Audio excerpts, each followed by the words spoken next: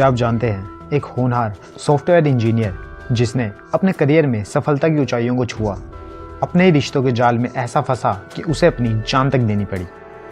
Thumbnail देख के आप समझ ही चुके होंगे कि मैं किसकी बात कर रहा हूँ। जी हाँ, ये कहानी है अतुल सुभाष की। एक ऐसी कहानी जो प्यार, धोखे और न्याय की तलाश के बीच झूलती है। सवाल ये है कि क्या अतुल के साथ सच में अन्याय हुआ या फिर ये केवल सिर्फ एक वैवाहिक विवाद था। तो आइए जानते हैं इस केस की हर परत, हर सच और हर सवाल के जवाब को। अतुल सुभाष बेंगलुरु का एक बहुत ही ज़्यादा इंटेलिजेंट सॉफ्टवेयर इंजीनियर, जिन्होंने अपने करियर में सफलता की ऊंचाइयों को छुआ। 34 वर्षीय अतुल सुभाष एक सॉफ्टवेयर इंजीनियर होने के साथ साथ एक निजी फर्म में डिप्टी जनरल मैनेजर के पद पर भी तैनात थे। लेकिन उनके व्यक्तिगत जीवन में जो उथल पुथल मची, उसने न केवल उनके परिवार बल्कि पूरे समाज को झकझोर कर रख दिया।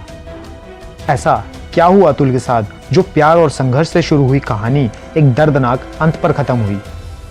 ये जानने के लिए हमें इस केस के बारे में बारीकी से समझना होगा। तो आइए बिना किसी देरी के वीडियो को शुरू करते हैं। जैसा कि मैंने आपको वीडियो की स्टार्टिंग में बताया कि अतुल एक बहुत ही ज़्यादा इंटेलिजेंट सॉफ्टवेयर इंजीनियर थे, जिसके साथ साथ 34 वर्षीय अतुल एक निजी फर्म में डिप्टी जनरल मैनेजर के पद पर भी तैनात थे। तो ऐसा क्या हो गया कि अतुल की ज़िंदगी एक पल में उथल पुथल हो गई। अपनी ज़िंदगी में बहुत ही अच्छा कर रहे अतुल की मुलाकात एक दिन निकिता सिंघानिया नाम की एक लड़की से ऑनलाइन डेटिंग ऐप में हो जाती है। पहले तो निकिता और अतुल के बीच में केवल दोस्ती हुई, लेकिन ये दोस्ती कब आगे चलकर प्यार का मोड़ लेने लगी, उन्हें इस बात की बिल्कुल भी खबर नहीं थी। और देखते ही देखते अतुल और निकिता का रिश्ता प्यार में बदल गया, जिसके बाद 26 अप्रैल 2019 को वाराणसी के हिंदुस्तान इंटरनेशनल होटल में दोनों ने शादी कर ली। इसके बाद अतुल ने अपने प्यार को और भी ज़्यादा खास बनाने के लिए मॉरिशस में हनीमून का भी प्लान किया था। ये खूबसूरत रिश्ता जल्द ही विवादों और आरोपों में बदल जाएगा, अतुल को इस बात की खबर भी नहीं थी। अगर मैं बात करूं शादी के बाद के विवाद की, तो 2022 में निकिता ने अतुल और उसके परिवार को जो अपने असली रंग दिखाने शुरू किए, वो काफ़ी ज़्यादा शर्मनाक थे। 2022 में निकिता ने अतुल और उसके परिवार पर दहेज उत्पीड़न और शारीरिक शोषण के गंभीर आरोप लगाए।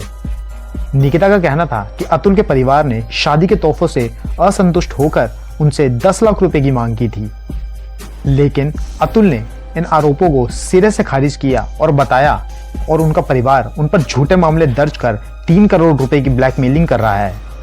शादी के बाद अतुल और निकिता का एक बेटा भी होता है, जिसे निकिता अपने साथ अपने घर ले गई थी। लेकिन अतुल निकिता से अपने बेटे को मिलने के लिए कहते थे तो वो उनसे 30 लाख रुपए की मांग कर रही थी। ऐसे ही ये विवाद, मेंटल टॉर्चर और फ्रस्ट्रेशन झेलते झेलते 2022 से 2024 आ गया और अब वो दिन आ चुका था जब अतुल ने अपनी जान दे दी। वैवाहिक विवाद, मेंटल टॉर्चर और फ्रस्ट्रेशन झेलते झेलते 9 दिसंबर 2024 को अतुल ने अपने बेंगलुरु अपार्टमेंट में आत्महत्या कर ली। उन्होंने एक 24 पन्नों का सुसाइड नोट छोड़ा, जिसमें उन्होंने अपनी पत्नी और रिश्तेदारों पर उत्पीड़न और ब्लैकमेलिंग के आरोप लगाए। इसके साथ ही उन्होंने एक 1.5 घंटे की वीडियो भी बनाई, जिसमें उन्होंने अपनी पीड़ा को व्यक्त किया। मेरा नाम अतुल सुभाष है। मैं तकरीबन 34 साल का हूँ, बैंगलोर में रहता हूँ। आज करने जा रहा हूँ।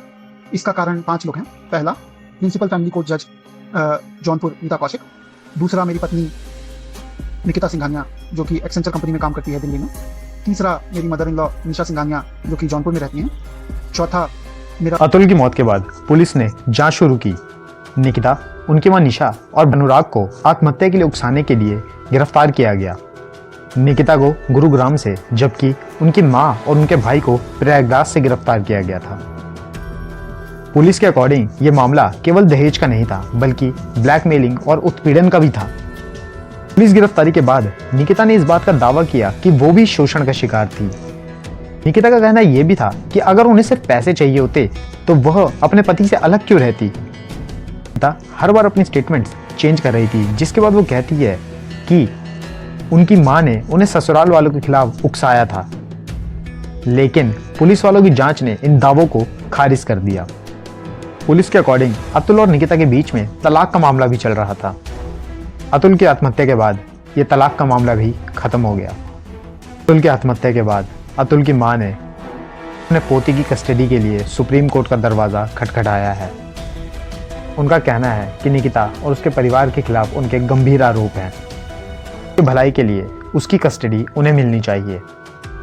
अंत, अतुल सुभाष की मौत ने समाज में वैवाहिक जीवन और दहेज उत्पीड़न जैसे गंभीर मुद्दों पर बहस छेड़ दी है।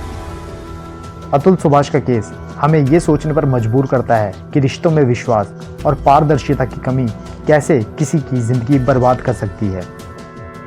इस दर्दनाक घटना से हम सबको ये सीख लेनी चाहिए और ये सुनिश्चित करना चाहिए कि किसी भी रिश्ते में सम्मान और समझ बनी रहना कितना ज़्यादा इम्पोर्टेंट है। कहानी न केवल सिर्फ एक चेतावनी है बल्कि समाज के लिए विचार करने का मौका भी है कि रिश्तों में विश्वास और पारदर्शिता की कमी कैसे किसी की ज़िंदगी को बर्बाद कर सकता है। आज के लिए बस इतना ही। मैं आपसे मिलता हूँ एक नए केस के साथ जल्दी। धन्यवाद।